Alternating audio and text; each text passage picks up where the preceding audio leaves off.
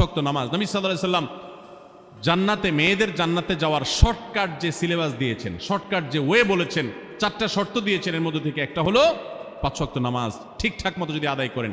অনেক মহিলারা আছেন জোহরের নামাজ আসরের সময় গিয়ে আদায় করেন, আসরের কাছাকাছি আদায় করেন, কারণ গৃহস্থলী কাজে ব্যস্ত থাকেন, রান্নাবাড়ার কাজে ব্যস্ত থাকেন, গা গোসল নিয়ে ব্যস্ত থাকেন। করছি করে এই রান্নাবাড়া করা, সবাইকে খাবার দাবার দেওয়া, ছেলে মেয়েকে খাবার দাবার দেওয়া, ঘর ইত্যাদি মোছা ধোয়া, এগুলো করতে করতে, নিজের গোসল টোসল করতে করতে 3টা 3:30 বেজে যায়। অনেক সময় আসর ওয়াক্তের কাছাকাছি গিয়ে তারপর জোহর নামাজ আদায় করেন। খুবই গর্হিত একটা কাজ। আমার মা বোনরা সতর্ক থাকবেন এ ব্যাপারে, যে নামাজ সময় মতো আদায় করতে হবে।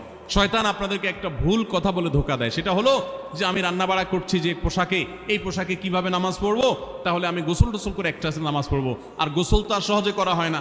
রান্নাবাড়ার পরে সবাই বাড়ায় খাওয়াই দেওয়া, এরপরে ঘর দুয়ার পরিষ্কার করা, এরপরে সব কাজ শেষে গোসল করা, তারপরে গোসল করে এসে নামাজ পড়া, এসব করতে করতে শয়তান আপনার নামাজটা অনেক পিছায় দেয়।